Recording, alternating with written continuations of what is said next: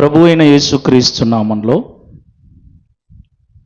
కూడి వచ్చిన దేవుని బిడ్డలందరికీ ప్రేమతో వందనాలు చెల్లిస్తూ ఉన్నాను.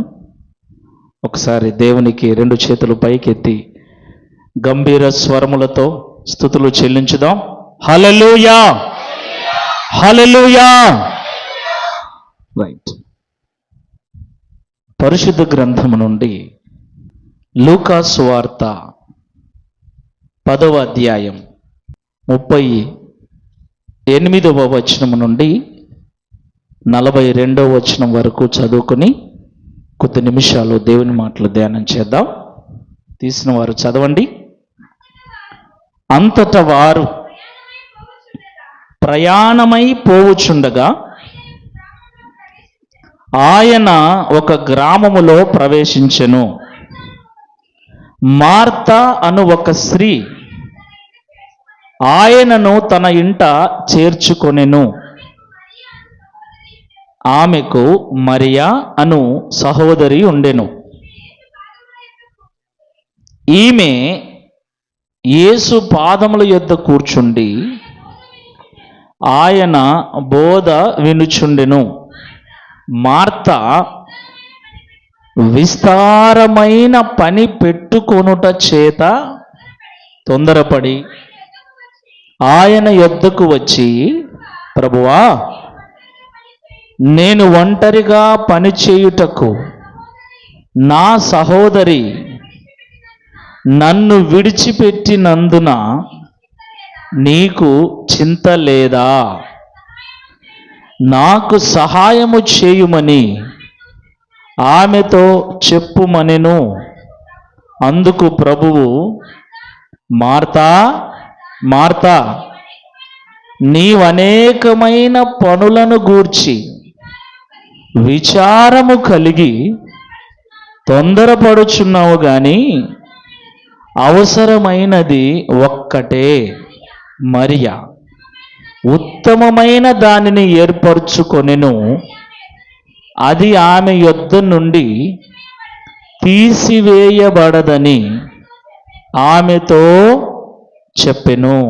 ఇప్పుడు పరిశుద్ధ గ్రంథము నుండి కీర్తనల గ్రంథం 20వ అధ్యాయము 20వ కీర్తన 4వ చరణమును చదువుదాం. నీ కోరికను సిద్ధింపచేసి నీ ఆలోచన యావత్తును సఫలపరుచునుగాక. చాలా. నా ప్రియమైన దేవుని బిడ్డలారా, ఈ లోకంలో మనుషులుగా జీవిస్తున్న మనం మన జీవితమును గూర్చి, మన కుటుంబాన్ని గూర్చి అనేక రకాల కోరికలు కలిగి ఉంటాం.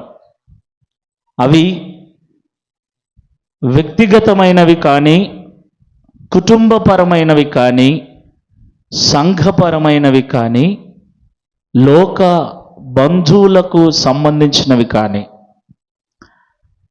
కోరిక లేనివాడు ఎవరూ లేరు. అందరికీ కోరికలు ఉంటాయి. ఉంటాయా, ఉండవా? ఉన్నాయా మీకు కోరికలు? ఉన్నాయి, ఉంటాయి. కోరిక లేనివాడు మనిషే కాదు. కాబట్టి మనిషి అన్న వానికి చెప్పండి, కోరికలు ఉంటాయి.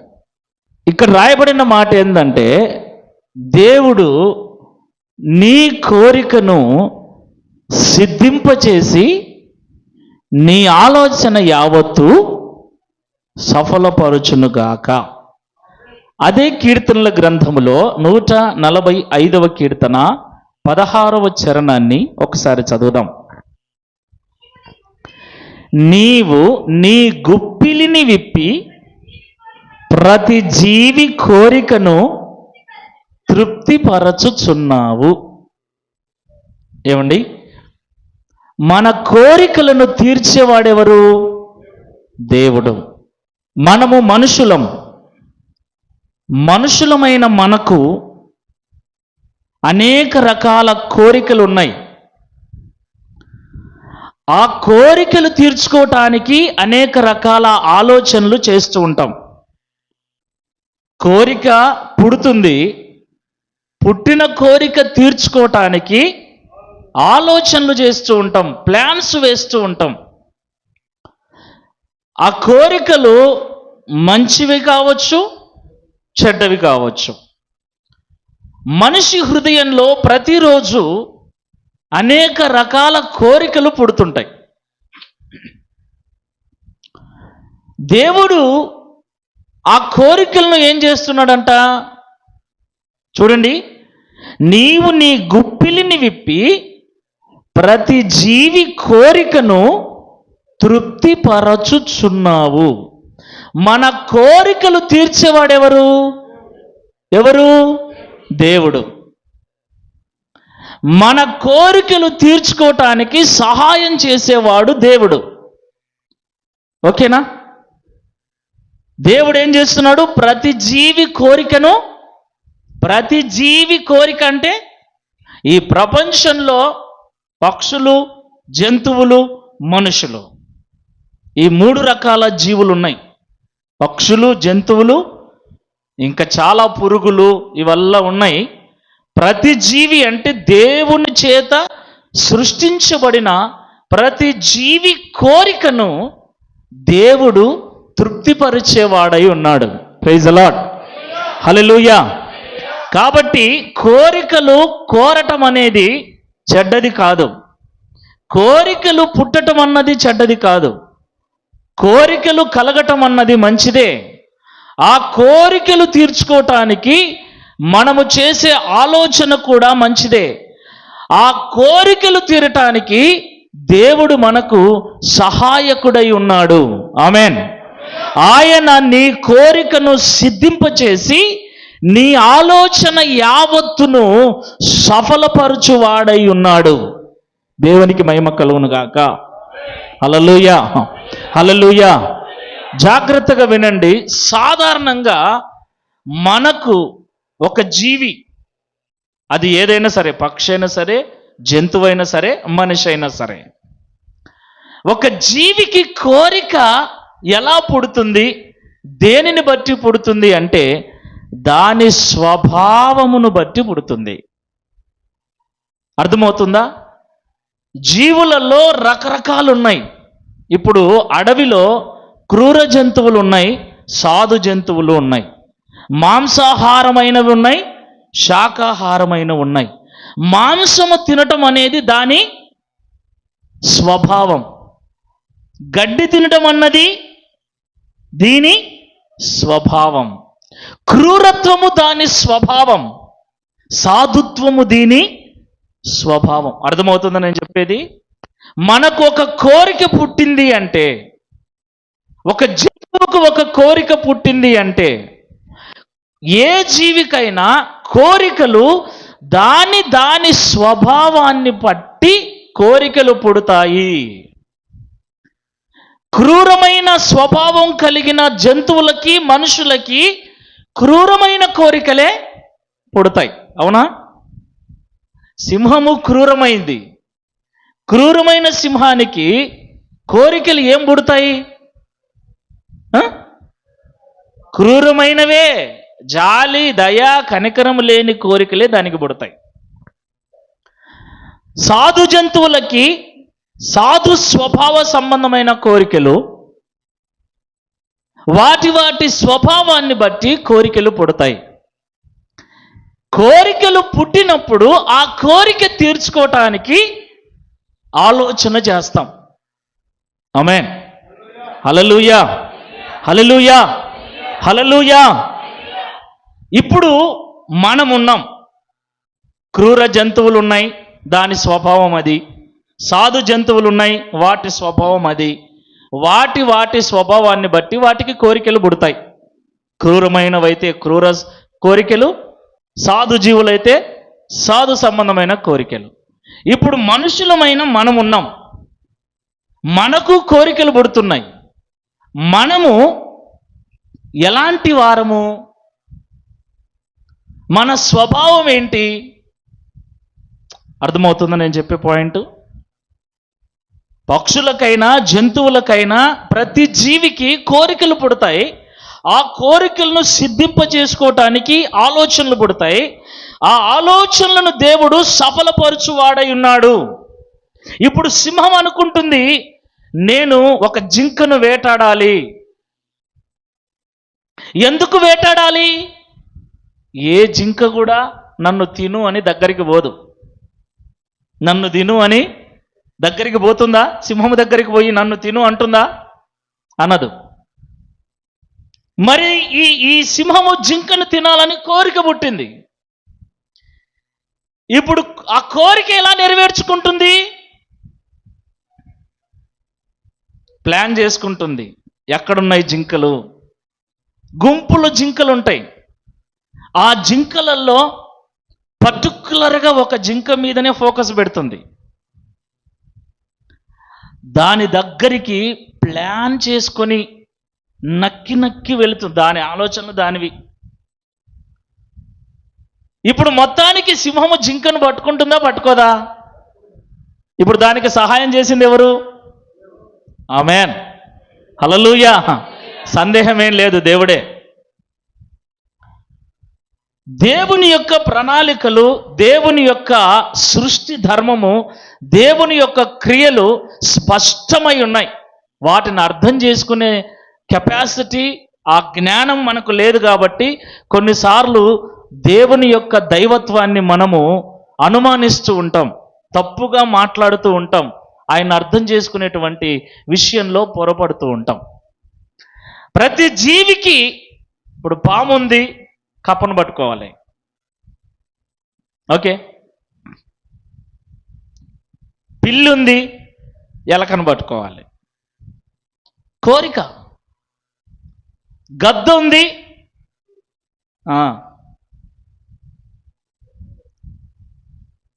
కోరికలు నెరవేర్చుకోవటానికి మనం చేసే ఆలోచనలకు బలమిచ్చేవాడు దేవుడు.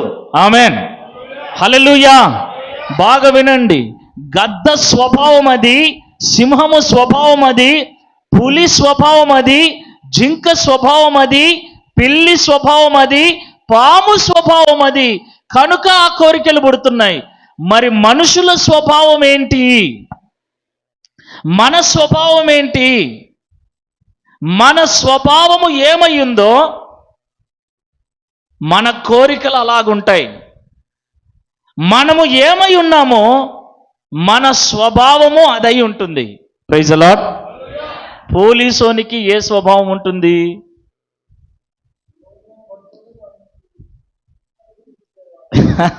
దొంగను పట్టుకోవాలని కోరిక. ఎవరికి? పోలీసు వాడికి. దొంగకు ఏ కోరిక ఉంటుంది? చెప్పండి చెప్పండి. దొంగతనం చేయాలని కోరిక. వాని స్వభావాన్ని బట్టి వానికి ఆ కోరిక పుడుతుంది. మొత్తానికి దొంగతనం చేస్తాడా చేయడా? వాడికి సహాయం చేసేది ఎవరు? వారి వారి స్వభావమును బట్టి వారికి కోరికలు పుడతాయి. ఆ కోరిక తీర్చుకోవడానికి వారు చేసేటువంటి ఆలోచనలకు, ప్రయత్నాలకు దేవుడు సహాయము చేస్తాడు. పంచర్ షాప్ ఉంది. పంచర్ షాప్ ఉన్నోనికి ఏం కోరిక? అయ్యా చెప్పండి. అన్ని పంచర్లు కావాలా, నా కాడికి రావాలా? మనం ఏం చేస్తాం? బండి మీద పోయేటప్పుడు పంచర్ కాకూడదని మనం అనుకుంటాం, పంచర్ కావాలని. చూడండి ఎట్లుంటుందో పరిస్థితి. నిజంగా దేవునిగా ఉండటం చాలా కష్టం. ఎవరి ప్రార్థన వింటాడు? అంతే. ఆమేన్. తనకు ప్రార్థన చేయు వారందరి ఎడల కృప చూపుటకు ఆయన ఐశ్వర్యవంతుడై ఉన్నాడు. Praise the Lord. దయ్యాలు ప్రార్థన చేశాయి, అయ్యా అయ్యా మమ్మల్ని ఆ పందుల మందలోకి పంపి అని. ఆ పందులన్నీ చచ్చిపోతే పందులు కాసేవానికి లాభమా నష్టమా? లాభమా నష్టమా? మరి దేవుడు ఏం చేశాడు? 2000 పందులు దయ్యాలు లోపలికి జొరబడి అన్ని సముద్రంలో పడి చచ్చిపోయి. ఎంత నష్టమో. కానీ దయ్యాలు ఏం చేశాయి? ప్రార్థన చేశాయి. దేవుని స్వభావం ఏంటి? దేవుని స్వభావం ఏంటి? అయ్యా, నేను వ్యభిచారం చేయాలనుకుంటున్నా, నేను పలానా వ్యక్తితో పాపం చేయాలనుకుంటున్నా, నువ్వు అడుగు. పదే పదే పదే పదే నువ్వు అడుగుతూనే ఉండు, ఇస్తాడు దేవుడు. ఈరోజు నేను ఒక కొత్త విషయాన్ని మీకు చెప్తున్నా. నువ్వు వ్యభిచారం చేయాలనుకున్నా నీ కోరిక నెరవేరుతుంది. నువ్వు దొంగతనం చేయాలనుకున్నా నీ కోరిక నెరవేరుతుంది. నువ్వు మోసం చేయాలనుకున్నా నీ కోరిక నెరవేరుతుంది. నువ్వు ఏమి చెయ్యాలనుకున్నా కూడా నెరవేరుతుంది. అందులో ఎలాంటి సందేహం లేదు. సీరియస్గా చెప్తున్నా. ఎందుకు దేవుడు అనుమతిస్తాడనేది సెకండరీ. ఇప్పుడు నీవేంటి, నేనేంటి, దేవుడేంటి? దేవునికి ఒక స్వభావం ఉంది, మనిషికి ఒక స్వభావం ఉంది, పక్షులకు ఒక స్వభావం ఉంది, జంతువుకు ఒక స్వభావం ఉంది. జంతువులలో కుక్కకు ఒక స్వభావం ఉంది, పందికి ఒక స్వభావం ఉంది, ఎలుకకు ఒక స్వభావం ఉంది, పిల్లికి ఒక స్వభావం ఉంది. క్రూర జంతువులలో వాటి స్వభావాలు ఉన్నాయి. ఇప్పుడు మనిషి జాతిలో ఒక్కొక్క మనిషికి ఒక్కొక్క స్వభావం ఉంది. నీ స్వభావం ఏమిటో, నీ స్వభావమును బట్టి నీకు కలిగే కోరికలు ఏమిటో, ఆ కోరికలను తీర్చుకోవటానికి నువ్వు చేసే ఆలోచనలు ఏమిటో సమస్తము ఎరిగిన వాడు దేవుడు. అంతే.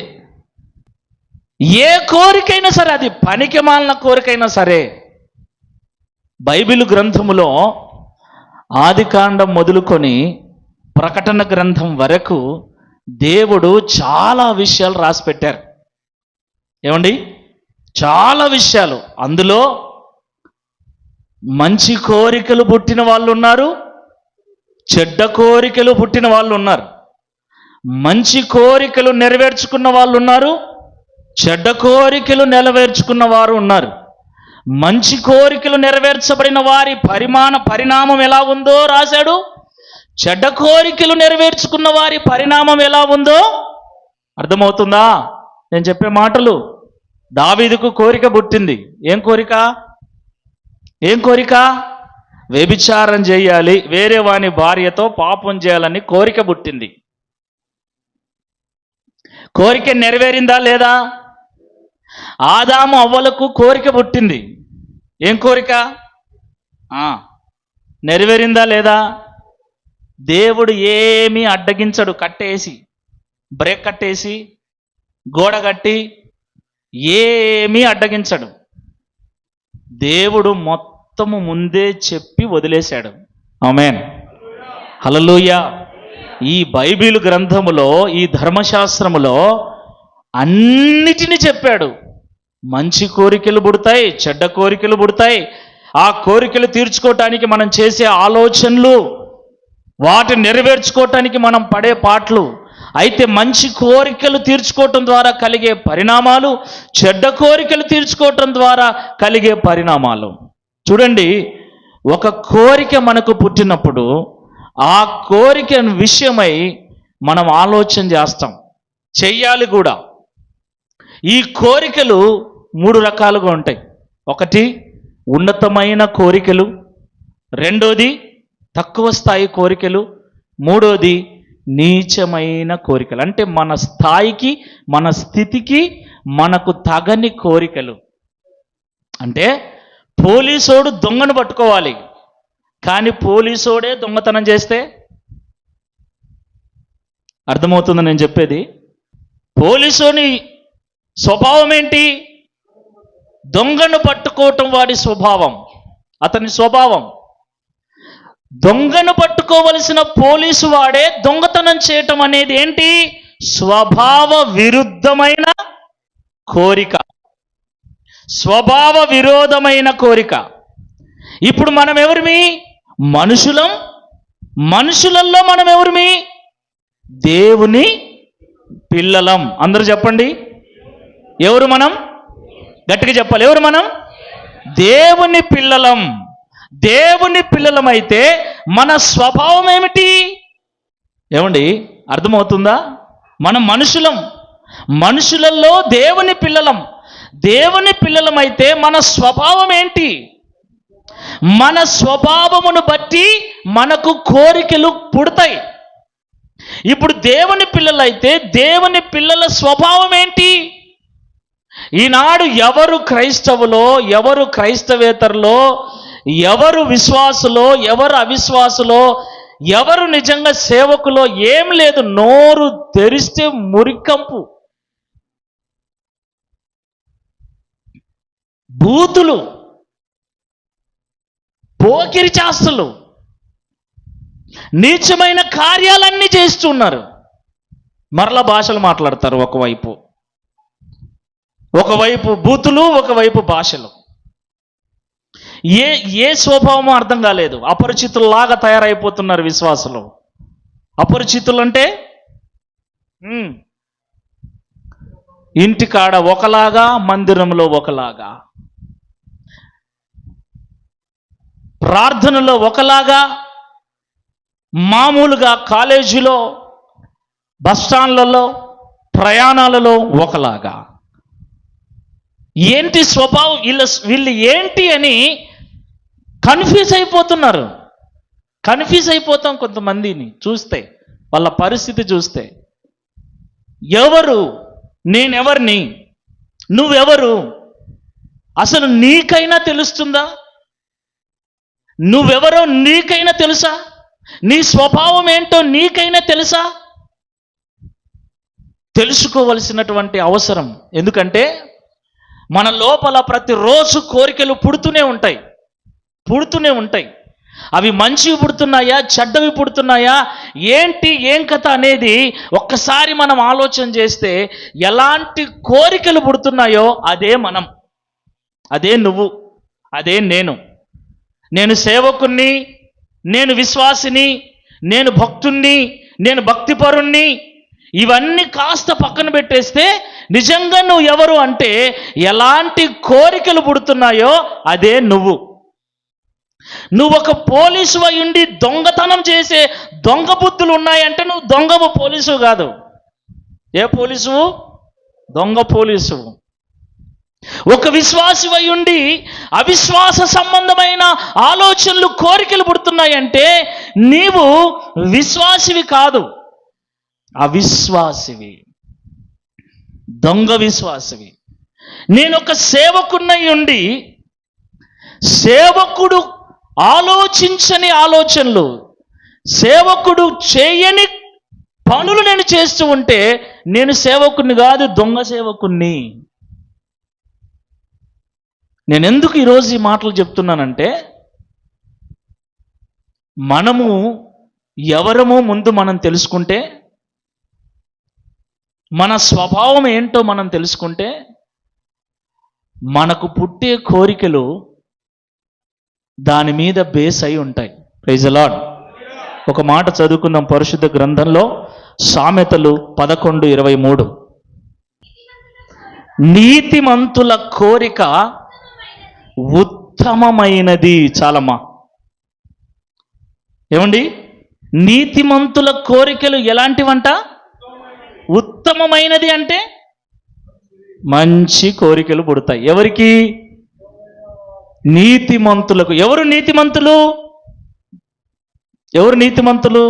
అబ్రహాము దేవుణ్ణి నమ్మెను గనుక అది అతనికి నీతిగా ఎంచబడెను. దేవుణ్ణి నమ్మిన వారు నీతిమంతులు.